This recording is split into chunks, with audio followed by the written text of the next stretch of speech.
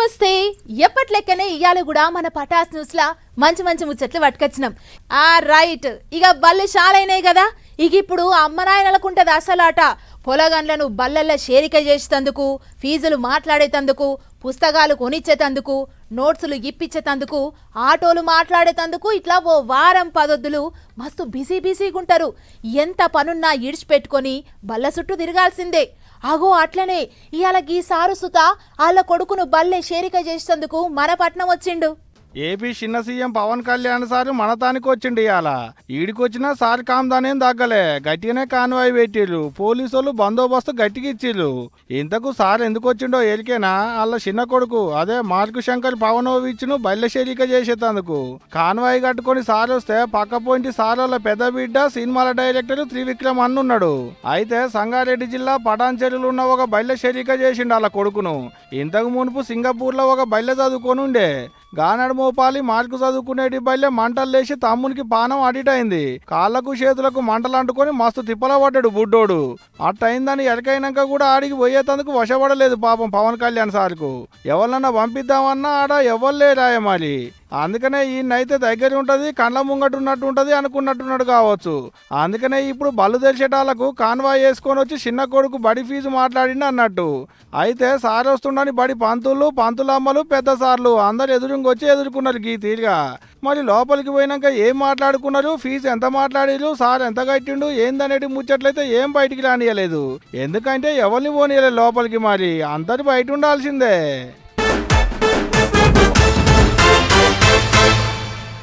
చెప్పేతందుకు నోరు రాట్లేదబ్బా. ఒక్కలా ఇద్దరా, ఒక్కటే పాలి ఏం తక్కువ 240 మందికి మీదనే జీవిడిషిరంటే చూడుర్రి. ఎటు చూసిన పీనిగలే. కనీసం సుట్టపక్కాలకు వాళ్ళ పీనిగలిద్దామన్నా గుర్తు దొరకనంతగానం ఖాళీ నెత్తురు ముద్దలైండ్లు. ఏం గాలి మోటార్లో ఏమో గాని చిన్న గోస కాదబ్బా ఈమానం గూలి పానాలు పోయినోళ్ళ ఇంట్లోళ్ళది. గుజరాత్ రాష్ట్రం అహ్మదాబాద్ సివిల్ దవాఖానకు పోయిండి అలా పీఎం మోదీ సారు. అహ్మదాబాద్ లో విమానం కుప్పగూలితే అండ్లకించి పానాలతోని బయటపడ్డ రమేష్ విశ్వాస్ కుమార్ ఆ దవాఖానలోనే ఉన్నాడు. అయితే గాయన కాడికి వచ్చిర్రు మందలిచ్చేతందుకు. ఎట్టయింది బేటా, ఇప్పుడు నీకెట్టుంది, ఏమనిపిస్తుంది, ఏంది అని అంతా తెలుసుకున్నాడు అన్నతోని మాట్లాడుకుంటా. ఎట్టయింది ఏమైందని ఇదంతా అన్న చెప్పుడు పీఎం సారు నిమ్మలంగినుడు. అన్న ఒక్కటే కాదుల్లో బంగ్లా మీద విమానం పడితే డాక్టర్ చదువులు చదువుకునేటోళ్ళకు కూడా చాలా మందికే దెబ్బలు తగిలినాయి. వాళ్ళు కూడా గదే దవాఖానలు ఉండేటాళ్లకు ఒక్కొక్కరి కాడికి పోయి మందలిచ్చిండు మోదీ సారు. ఆడెంక డాక్టర్లతో మాట్లాడి మంచిగా అలసుకోవాలని చెప్పిండు. ఆడికెంచి సీదా విమానం కూలిన కాడికి పోతే ఇగో ఇట్లున్నదాడ. అంతా తిరిగి అలసుకున్నాక ఎట్ట కూలింది, ఏం తక్లీఫ్ అయింది, ఎంతమందికి దెబ్బలు తగిలినాయి, ఎంతమంది పానాలు పోయినాయి అని అన్ని తెలుసుకున్నాడు అధికారులను అడిగి. అయితే అహ్మదాబాద్ లో లేచిన విమానంలో ఏలే దేశాలకు పోయేటోళ్ళు, విమానం నడిపేటోళ్ళు, అందులో పని చేసేటోళ్ళు అందరు కలిపి ఓ 242 మంది అనుకునేనట. అండ్లకెంచి అన్నొక్కడే బయటపడ్డాడు. ఇప్పటి వరకు తతిమూలంతా విమానం పేలినప్పుడు మంటలు లేచేటాళ్లకు ఆ మంటలు ఏపీనికి ఎవరిదో కూడా గుర్తుపట్టలేనంతా. అందుకనే డిఎన్ఏ పరీక్షలు చేస్తున్నారు. ఆ పరీక్షలు అయిపోయినాక ఎవరు పీనికెళ్ళి వాళ్ళకి అప్పగిస్తారట అధికారులు. అట్టిప్పుడు ఆ టెస్టులు అవుతున్నాయి కూడా. గాని చూడూలి ఎట్టయిందో, తలంతా బలగా ఉన్నా తను కాపాడేటోళ్ళు లేకుండా అయిందబ్బా. పల్లెల వానలు పడితే పంట పొలాల కాసరైతాయి. రైతులు దుక్కులు దున్నుకుంటారు, ఇత్తులు పెట్టుకుంటారు, నాట్లేసుకుంటారు. మామూలుగా అయితే ఈ పారికి పక్కా నారుమల్లు దున్నాలే, నారల్కాలే. కానీ ముందేత రోళ్లు వలిగేటట్టు ఎండలు కొట్టాల్సిన రోహిణి కార్తెలనేమో ముసురు పెట్టింది. ఇప్పుడు మృగశిర కార్తెల వానలు వరాల్సిన యాళ్ళ ఊళ్ళ పొంటి చినుకు లేదు. వానలు లేనప్పుడు వార్తలేందంటారా? వానలు లేవని ఎవరన్నారు? కాకపోతే పట్టణంలో జోరుగా పడుతున్నాయి వానలు. పల్లెలల్లో పడిగాపులు, పట్టణంలో ఎత్తిపోసుడు. ఆడ పంటలకు నీళ్లు లేవు, ఈడ ఇండ్లకు నీళ్ళొచ్చి ఉండశక్యం లేదు. ఆడ వానలు లేక రైతులకు కన్నీళ్లు, ఈడ వానలు పడి పబ్లిక్ కు వలపోతా. ఈడ్చి కొట్టిన వానలకు పట్నం అంతా దడిచి ముద్దయింది. ఆ బిడ్స్ లో ఆగం చేసింది, ఉప్పల్లో ఉరిమి కొట్టింది. కొన్ని దుక్కుల్లో ఇండ్లకు నీళ్లు పోతే స్విమ్మింగ్ పూల్ గానొచ్చినాయి. ఆగోళ్ళ నాలాలు నిండినాయి, పొంగినాయి. రోడ్ల మీద పడవలేసుకొని తిరిగేటంత వరదొచ్చింది. ఆడాడ ట్రాఫిక్ జాము, ఆఫీసులకి ఇండ్లకు పోయేటోళ్లకు తిప్పలు. కొన్ని దుక్కుల జిల్లాలలో కూడా పడ్డాయి వానలు. పెద్దపల్లి జిల్లాలో ఇందిరమ్మ ఇండ్ల పట్టాలు పంచేటి కార్యానికి మంత్రులు పోతే ఇగో గిట్టయింది. మీదికెంచి జల్లు పడుతుంటే నెత్తులు తడవకుండా కుర్చీలు పెట్టుకున్నారు వచ్చిన జనాలు. టెంట్లేమో గుడిసెలైనాయి, కుర్చీలేమో కొప్పెర్లైనాయి. ఆగా చూడాలి, నెత్తి మీద పెట్టుకున్న కుర్చీలు పుట్టగొడుగులోతున్నా ఎట్టగానొస్తున్నాయో. ఇగిటు ఆదిలాబాదులో పిడుగులు. రైతులు పోయి పొలాల కాడ ఇత్తులు పెట్టుకుంటుంటే ఒకటే పల్లి డబడబా బడబడా అనుకుంటా పిడుగులు పడేటాళ్లకు గా సప్పుడుకు రైతులకు అడిట్ అయిందట పానం. కొన్ని జిల్లాలలో వరదలెళ్లితే ఇంకొన్ని జిల్లాలలో మబ్బులు పట్టి మురిపించింది కానీ శినుకు లేదు. ముందేత వానలకు గింజలు పెట్టుకున్న రైతులు మొగులకెళ్ళ చూసేటి ఖాత అవుతుంది. ఒక్కటల్లు పడితేనన్నా పంటలేస్తదేమోనని. కోస్తాంధ్రలో కొసిరి రాలుతున్నాయి శినుకులు. ఛత్తీస్గఢ్ మీదికెంచి చిన్నగా కర్ణాటకకెళ్ళ జారుకుంటున్నాయి శినుకులు. అవి కూడా అలుకుజల్లినట్టే, పెద్ద పెద్ద వానలు పడ్డదే లేదు మళ్ళా. ఇక ఇక్కడిట్టుంటే అటు ఉత్తరాదికెళ్ళ ఇంకా ఉత్తపనే అవుతుంది. చూద్దామన్నా శినుకు కూడా రాలలేదు ఇంతవరకు. ఉత్తరాది రాష్ట్రాలలో బగ్గున మంతుండు సూరన్న. ఢిల్లీ, ఉత్తరప్రదేశ్, హర్యానా, రాజస్థాన్, పంజాబ్ కెల్లా సంపులు చంపుతున్న ఎండలు. నెలి ఢిల్లీలో అయితే 44 డిగ్రీల కంటే మీదనే ఎండలు దంచి కొడుతున్నాయంటే చూడోలి. గిటవో రోజు ఎండలు, ఇంకో రోజు వానలు. పంటలు వండేటి పల్లెల్లో శినుకు లేదు, వద్దన్న పట్నంలో పడి కొడుతున్నాయి వానలు. ఇంకో 2-3 రోజులు కూడా వడేతట్టే ఉందట వాన. అదేదో అటు ఊళ్ళ పొంటి పడితే వ్యవసాయానికి ఆసరైతుంది కదా అని రైతులు మొక్కులు పెట్టుకుంటున్నారు వానదేవునికి.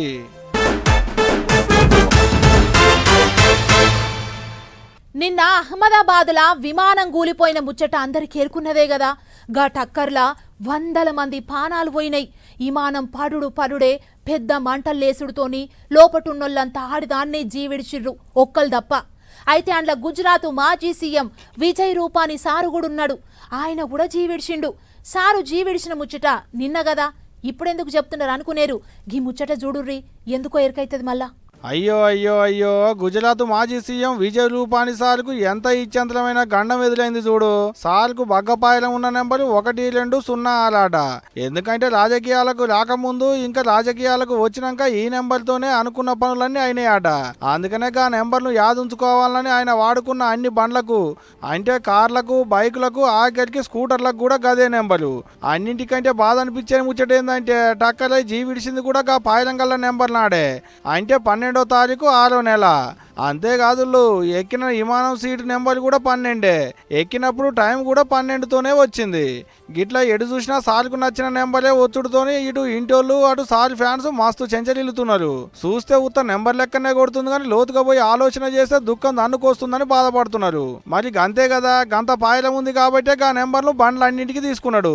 అసోంటిది అదే నెంబర్తో వచ్చిన నెల తారీఖు నాడే కాలం చేసిందంటే ఎవరికైనా బాధనే ఉంటది అని అనుకుంటున్నాడు ఈ ముచ్చట చూసిన పబ్లిక్. అయితే 2016 21 దాకా గుజరాత్ రాష్ట్రానికి ముఖ్యమంత్రిగా చేసిండు విజయ్ రూపాని సారు. ఆయన పైనవంతా గా నెంబర్తోనే నడిచింది అనుకుంటా నెటిజన్లు కూడా మస్తు పోస్టులు పెట్టుకుంటూ వస్తున్నారు నెట్లా.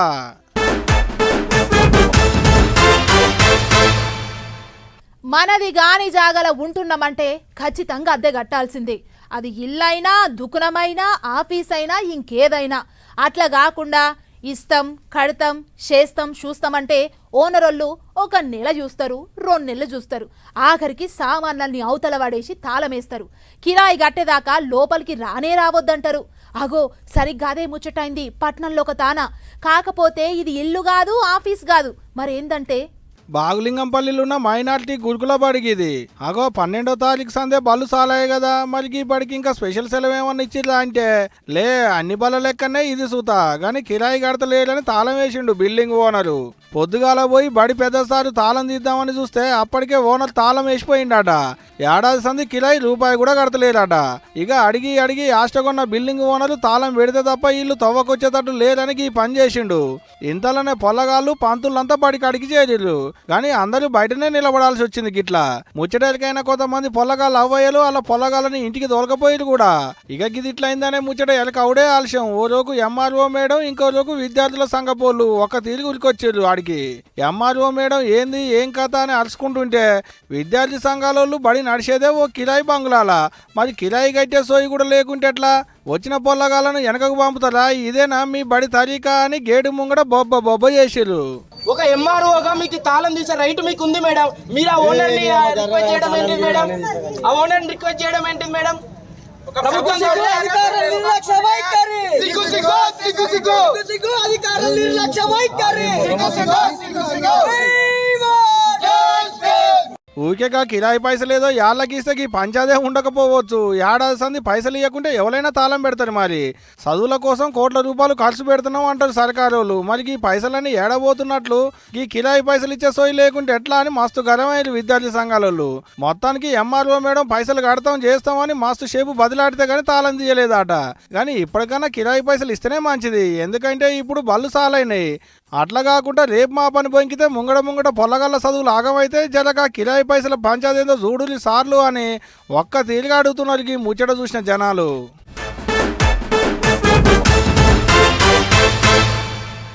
పోలీస్ అంటే ఇగో ఇట్లుండాలి, పోలీస్ అంటే గాయనం చూసి నేర్చుకోవాలి, పోలీస్ అంటే ఆ సార్ లెక్కుండాలి. అవు అంత మంచి పోలీస్ ఎక్కన్నో కాదు, మన నల్గొండ జిల్లాలోనే నౌకరీ చేస్తుండు. ఇంతకు అంత మంచి పనేం చేసిండు అంటారా? నేను చెప్పుడెందుకు గాని సీరగి వార్త ఏందో జుడురు మీకేరికైతుంది. దేవుడు అని మొక్కితే దయ్యమై పట్టిందట. అగో అట్టనే ఉన్నది నల్గొండ జిల్లాలో ఉన్న కనగల్లు పోలీస్ స్టేషన్లో కొలువెలగ పెట్టేటి ఎస్ఐ గారి పనితనం.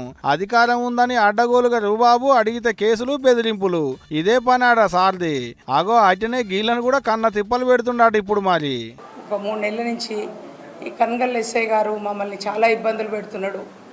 మా భూమిని మమ్మల్ని దున్నుకొనియట్లేడు, ఎంఆర్ఓ ఒట్టిగానే ఇచ్చిండు, అంటే వాళ్ళు డబ్బులు తీసుకొని ఇచ్చిండ్రు, మీరు ఆ భూమిలకే పోదు, మీ భూమి రోడ్ల పోయింది అని ఆయననే ఒక కలెక్టరు, ఆర్డీఓ, ఎంఆర్ఓ అయ్యి సర్టిఫికెట్ ఇస్తున్నాడు. నన్ను భూమి దున్నుకొనిస్తలేడు, నానా ఇబ్బందులు పెడుతున్నాడు అండి.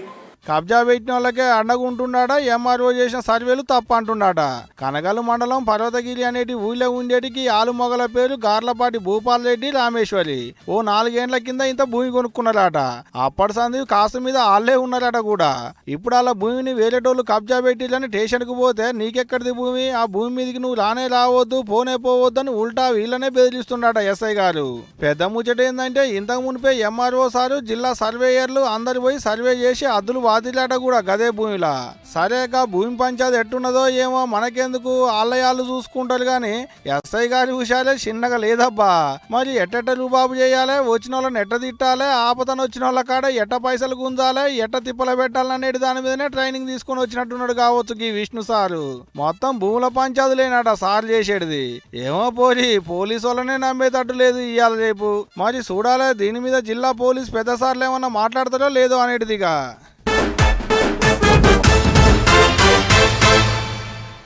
ఈ లొల్లులు సల్లగుండా పాలొల్ల పంచాదులు, అన్నదమ్ముల గెట్ల పంచాదులన్నా దబ్బిన దిగుతాయేమో గాని ఈ 2 దేశాల నడుమ యుద్ధం పుడితే మాత్రం అసలు తెగతట్లు కొడతలేదు. అరే ఏండ్ల కామానంకించి నడుస్తున్న రష్యా యుక్రెయిన్ యుద్ధం నడుస్తూనే ఉంది కదా. అగో అదట్లుండగానే కొత్తగా ఇరాను, ఇజ్రాయిల్ నడుమ సిచ్చు రగులుకుంది. మరి ఇది ఎన్నొద్దులు నడుస్తుందో ఏం పాడో గాని ఊ అంటే ఆ అంటే బాంబులేసుకుంటాన్లు. తుమ్ ఈట్ సే మారేగా తో హమ్ పత్తర్ సే మారేగా అన్నట్టే నడుస్తుంది ఇరాన్ ఇంకా ఇజ్రాయెల్ దేశాల నడుమ యుద్ధం. ఒకరు పోవద్దని ప్రపంచ దేశాలు హెచ్చరికలు చేస్తే చల్ పాలోడు కాలు దూగితే మేము ఊకుంటామా అన్నట్టు ఇజ్రాయెల్ బాంబులకు పని చెప్పింది. ఒక్క దెబ్బకు 2 పిట్టలు అన్నట్టు ఇటు గగనతలాన్ని అటు సైనికుల తావుల మీద గట్టి దెబ్బ కొట్టింది. ఇరాన్ రాజధాని టెహ్రాన్ మీద బేసారం పొద్దుపోయినాక బాంబుల వాన గుమ్మరిచ్చింది. గా దాడిలో ఐఆర్టీసీ దళం పెబ్బ, హుస్సేన్ సలామీ సార్తో పాటుగా ఇంకొంతమంది పెద్ద పెద్ద అధికారులు, అణుశాస్త్రవేత్తలు కూడా జీవిడిచిలాట. అంతేకాదు న్యూక్లియర్ ప్లాంట్, సైనికుల అడ్డాలు టార్గెట్ చేసుకుని దాడులు చేసిందట ఇజ్రాయెల్. ఈడికే వడవలేదు, ఇంకా యురేనియం శుద్ధి చేసేటి తావు మీద సుత దాడి చేసి పెంట చేసిందట. దీంతో ఎటు చూసినా అంతా మసి పొగపోగే ఉన్నదని అక్కడి మీడియాలో మస్తు వార్తలు వచ్చినాయి. ఇట్లా ఏమైంది ఏంది కథ అనేటిదంతా అరుచుకునే లోపట్లే నతాంజు కాడున్న అణు కేంద్రంలో మల్క బాంబుల మూత మోగింది. దీంతో ఎందుకైనా మంచిదని ఇరాక్ దేశపోలు వాళ్ళ మొగుల్ని మూసేసిర్రు. అంటే విమానాలు రాకుండా పోకుండా చేసిర్రు అన్నట్టు. గట్ల చేయంగా చాలా విమానాలు రద్దయినాయట. కొన్ని అటు దిక్కొచ్చి వెనకకు మరిపోయినాయట కూడా. ఇక ఇదే ముచ్చట మీద ఇజ్రాయెల్ ఆర్మీ చీఫ్ మాట్లాడుకుంటా మేము కావాలని ఎటువంటి దాడులు చేయలేదు, వాళ్ళే తీటకయ్యం తీసిరు కాబట్టే మేము తుపాకులకు పని చెప్పాల్సి వచ్చింది, పాలేడు గడికోపాలకి ఇచ్చుతుంటే చూసుకుంటా ఊకోవాలనా, అందుకే ఓ మలక మేమేందో చూపించినాం, మేమేం శాతగానోళ్ళం కాదు, మా మంచితనాన్ని శాతగంతనంగా తీసుకుంటే ఇంకో పాలు ఇంతకు మించుంటే చూసుకోరి మరి అని గట్టిగానే హెచ్చరికలు జారీ చేసిండు. మరి ఈ పంచాయతీ ఇంకెన్నొద్దులు నడుస్తుందో ఏం పాడో గానీ దునియాలో అవుతున్న ఏ 2 దేశాల యుద్ధాలు దప్పున చల్లార్తలేవు పో అని అనుకుంటున్నారు పబ్లిక్.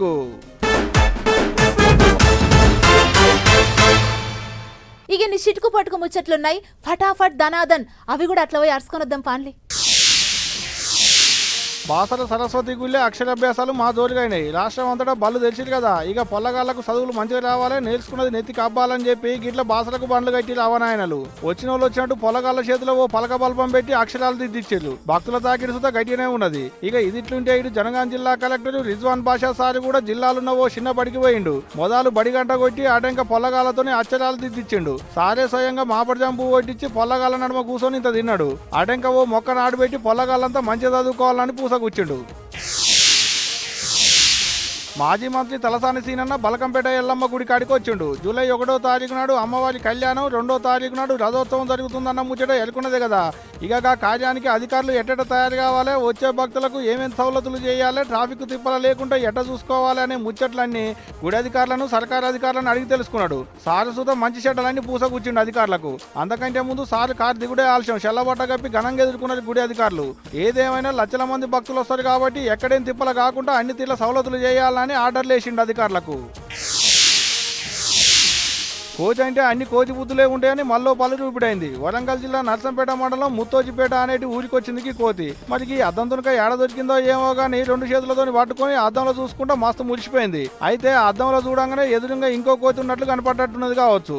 అంతే, ఎవరిదన్నా ముంగట కూసున్నది అన్నట్టు అద్దం జరిపింది. మళ్ళా చూసుకున్నది, మళ్ళా కూడా అదే కథ. అగో అద్దం చూడంగానే కనపడుతున్నది, అద్దం తీయంగానే వెళ్ళిపోతుందని ఓ 10-15 మాటలు చూసుకున్నది అట్లనే. ఎప్పుడు అట్టిన అయ్యేసరికి చల్ ఇదంతా దగా కుట్ర మోసం అని చెప్పి అద్దం ఆడబడేసి ఆంచెల్లి వెళ్ళిపోయింది ఈ తీరుగా. పట్నంలో ఉన్న ఉప్పల్ దిక్కు బండ్లు చెకింగ్లు చేసిరు ఆర్టీఏ అధికారులు. ఉప్పల్ బస్ డిపో కాడ అడ్డేసి దేవులాడితే ఫిట్నెస్ లేని బండ్లు శితం పట్టుబడ్డాయి. అందులో ఎక్కువ స్కూల్ బస్సులు, కాలేజీ బస్సులే ఉన్నాయట. బండ్ల కాయిదాల గడువు దాటిపోయినాక సుతా అట్టినే నడుపుతున్నారట కొంతమంది. అట్లా పట్టుబడ్డ బండ్లకు చాలాన్లు గట్టినే రాసిండు ఇన్స్పెక్టర్ రవీందర్ రెడ్డి సారు. ఈ 2 రోజులలో అందాజగా 45 బండ్లకు మీదనే పట్టుకుని సీజ్ చేసిలాట. మరి చూసుకోరే అన్నలు, బండ్లు బయటికి తీసే ముందు కాయిదాలు కలపలు అన్ని చక్కగా ఉన్నాయా లేవా అనేది 1-2 మాటలు చూసుకోరి, లేకుంటే ఆర్టీఏ అధికారుల చేతిలో గట్టిగా బుక్ అవుతారు మరి. ఇక మొత్తానికైతే భీమారం కెంచి భద్రాచలంకి పోయేడుతో వల్ల రాత్రిపూట కూడా కొత్త బస్సు సర్వీస్ పడ్డది. ఇన్నొద్దులు పొద్దుకితే ప్రయాణికులకు రాంగపోంగా తిప్పలైతుందని చాలా మాటలు అధికారులకు చెప్పినుండే కదా. అగో గాముచ్చట్ను పట్టించుకున్న ఆర్టీసీ అధికారులు మొత్తానికి కొత్త బస్సు సర్వీస్ సాల్ చేశారు. తొలుత ఏలూరులో కొత్త బస్ స్టాండ్ లో ఆర్టీసీ అధికారులు కొబ్బరికాయ కొట్టి రిబ్బన్ కత్తిరించి కొత్త బస్సు సాల్ చేశారు. అట్లనే లోపలికి పోయి ప్రయాణికులకు సౌలతులన్నీ ఎట్లున్నాయి ఏంది కథ అని అంతా తిరిగి చూసారు. అయితే ఇంతకు ముందు ఒక్కటే బస్సు ఉండే, అది కూడా పొద్దుటి పూటనే. ఇక ఇప్పుడు పొద్దుకి కూడా బస్సు వస్తుందనే ముచ్చట ఎడక కాగానే అక్కడ పబ్లిక్ మురిపం చిన్నగా లేదబ్బా.